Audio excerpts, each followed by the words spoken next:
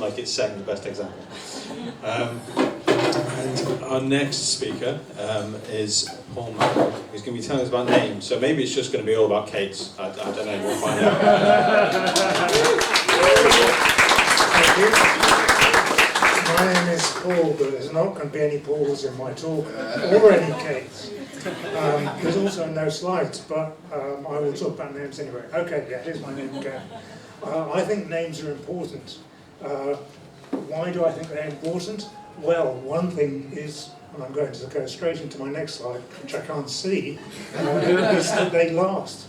Because sitting on the next slide is a memorial stone from Pompeii, which has survived an avalanche and survived since Roman times, but it's still there, if you can understand Latin. But other things have also lasted, like, for instance, the symbol of the Isle of Man, which you may see on vehicles driving around that have come off the ferry, and the legs of man and the name of man survived for not as long as Roman times. Here's another man, totally unrelated, famous German author, survived since the beginning of the 20th century when this was published, famous German literature. There are other names, but I'm now going to go on to another more familiar name, Liverpool. So when I looked on OpenStreetMap, I found Liverpool, New South Wales, which, strangely enough, doesn't look anything like Liverpool, Merseyside, but it is near Sefton, which I found quite strange. And here's some other things which are confusing, because we have Victoria and Albert on the left, and we have another Victoria who was the daughter of Victoria, and another Albert who was the son of Victoria and Albert on the right. And firms are much more confusing because they can use whatever names they feel like. So here's Central Garage, it's in South Africa. But is it central? I don't know, but I think it's very helpful. And it's a garage, so it's convenient.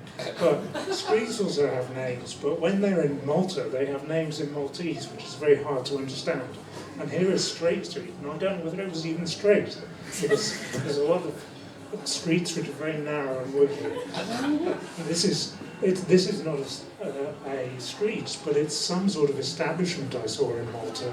And what was puzzling to me was that this was the St. James Cavalier Centre. So how cavalier is it in terms of stimulating creativity, especially if you're confronted by Puritan soap, which was not in Malta. This was on a preserved railway in Somerset. I don't think I've ever seen it in supermarkets, but I'm sure it's good, because after all. And you know all about California, and you know it has great weather, but here is a sign to California, and you can see that the weather is not that good. And there was never a gold rush here, but that was definitely California. And you definitely know about Kensington, because this is in Liverpool.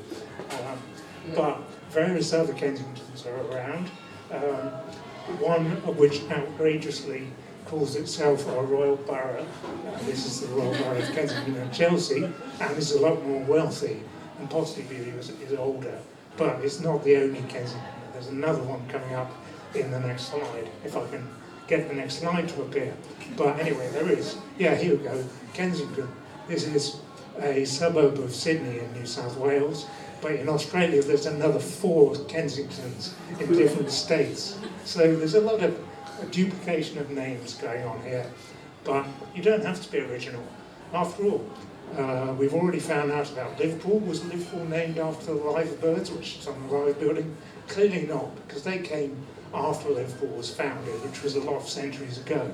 But a lot of people associate the live birds with Liverpool, especially if they're on a cruise ship.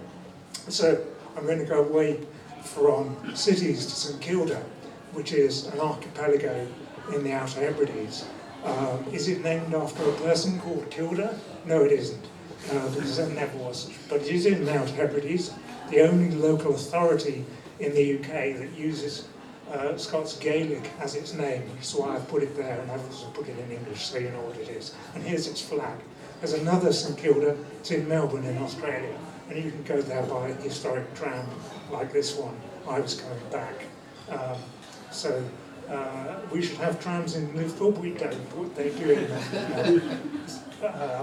Here is Fair Isle. This is in the south of the Shetlands. Is it fair?